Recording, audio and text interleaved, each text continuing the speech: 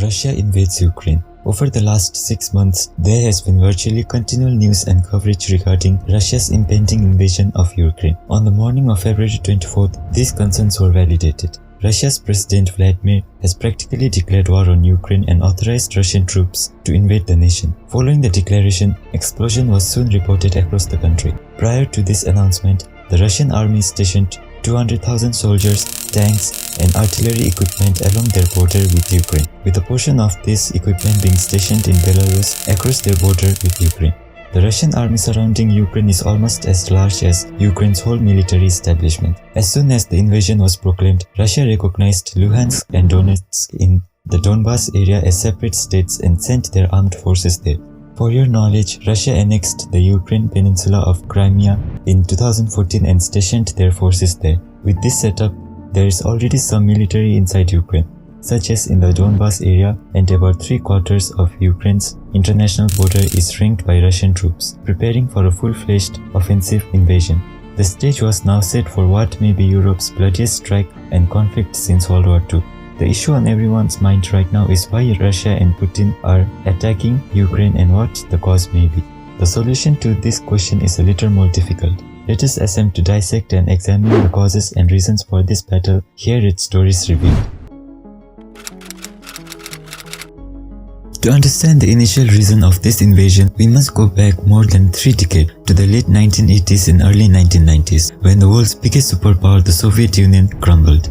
The Soviet Union disintegrated into 15 separate independent republics. The countries we know today, including Ukraine, Belarus, and Russia, were all part of the Soviet Union. Russia was the Soviet Union's largest breakaway country and its capital. Moscow is currently Russia's capital, and the old Soviet Union's main center is now known as Russia. Russia now has half the population of the former Soviet Union. During the Cold War, Europe was split into 2 military alliances, NATO in the west and Warsaw Pact in the east. Russia is located to the east of the Warsaw Pact nations. As seen on the map, the Warsaw Pact countries served as a buffer zone between Russia and the NATO countries, which are Russia's adversaries. When we look at Europe's geography, we can see a great European plain stretching from the Netherlands in the west to the Ural Mountains in the east. As you can see, the breadth of the plain in the west is extremely limited, but it widens dramatically as it approaches the east. From a military standpoint, this is not ideal, particularly for Russia, because it will be extremely difficult to protect NATO soldiers in the enormous plain of broad breadth if war breaks out. So, the essential issue here is that the more the Russian border is to the west, the easier it is for Russia to repel NATO's owing to the limited breadth of the plain and maintain its control in Moscow securely. During the Cold War, the Soviet Union's border extended all the way to West Germany's border. That time it was very easy for Moscow to defend the narrow way. Other frontiers were also not suitable for NATO's to attack, as those were easily defensible frontier for Moscow, such as the Black Sea. The other land border with Finland, Austria and Yugoslavia was also not a problem from Moscow, as they were neutral. The only worry for them were the shorter width of plain border with Germany, which was also easily defensible.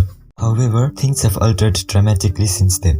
East Germany, Czechoslovakia, Hungary, Romania and Bulgaria, all former Warsaw Pact nations, have all joined NATO. NATO also includes the former Soviet republics of Lithuania, Latvia and Estonia. As you can see, these circumstances have pushed Russia's border to the east, along a wide plain that is impossible to protect. Following that, the 3 nations of Belarus, Russia and Armenia, along with Kazakhstan, Kyrgyzstan and Tajikistan, created a new alliance called the CSTO. Ukraine in this case did not join the CSTO or NATO. Instead, it stayed neutral. So you can see why Ukraine is so crucial to Russia from this. If Ukraine is a part of Russia, its boundary will be shifted all the way to the Carpathian Mountains, leaving only a short strip of land to defend. NATO nations Latvia, Lithuania and Estonia are vulnerable to being split off from the rest of NATO. However, if Ukraine enters NATO, you can see how much of a wide plain is exposed to Russia, more than is now the case, and Russia would have a difficult time defending, and eventually the sheer power of NATO will be a threat to Russia. Belarus, a CSTO member, will be surrounded on 3 sides by NATO countries who will finally defeat it. The border will be quite close to Volgograd, via which Russia obtains oil and gas from the Caspian Sea. This is severed, the entire city of Moscow will be in darkness. That is why Russia demands Ukraine's neutrality or its membership in the CSTO. When Ukraine announced its intention to join NATO, Russia launched what they term a special operation. The second reason for the invasion is due to large reserves of energy in Ukraine. Russia is one of the few countries endowed with oil and gas reserves. Because of the sale of this energy, the Soviet Union was once a superpower. The Soviet Union used to link pipes in order to transfer this energy to Western nations. There was a network of pipelines that were linked to the Western countries, with some of them extending across Ukraine, which was a part of the Soviet Union. Germany, the world's fourth largest economy, gets over half of its energy from Russia.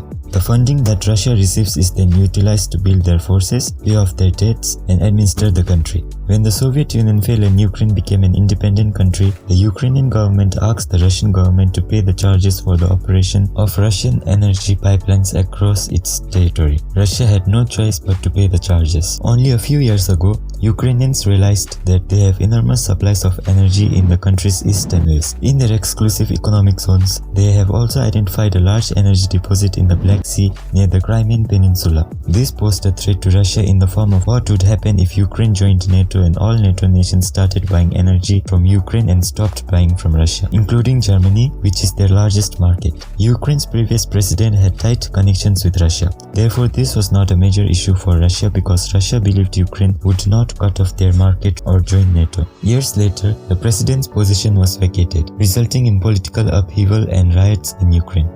The current president expressed an interest in Ukraine joining NATO, something Russia did not want. In the midst of upheaval and political stress, Russia seized the opportunity and captured the Crimean Peninsula in the excuse of safeguarding their Russian ethnic population.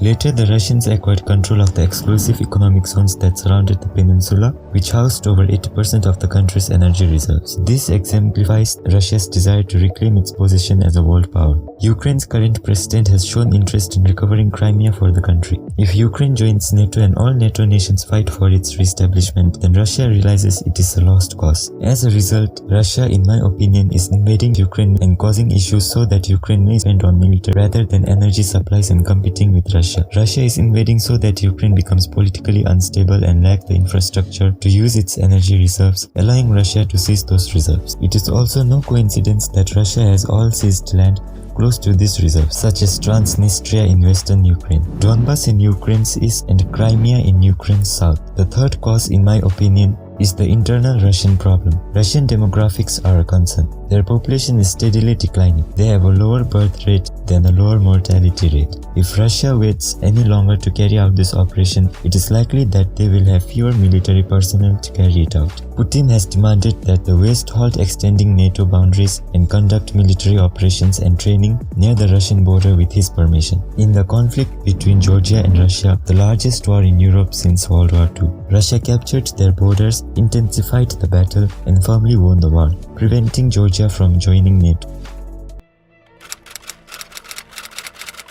Currently, news of Finland joining NATO is being promoted, something Russia opposes. Based on previous Russian invasions, Russia is expected to have a history of splitting up nations into member states and preventing them from joining NATO. However, no one knows for certain what Putin desires. The major cities of Ukraine are already taken under control by the Russian military. The president of Ukraine was offered by West to airlift him from Ukraine to a safer place, but he openly denied the offer, saying, "The fight is here. I need ammunition, not a ride." However, as of the time of recording this video, thousands of lives have been lost and millions of civilians had been displaced, and UN warns this war could result in highest refugee crisis in the world since World War II.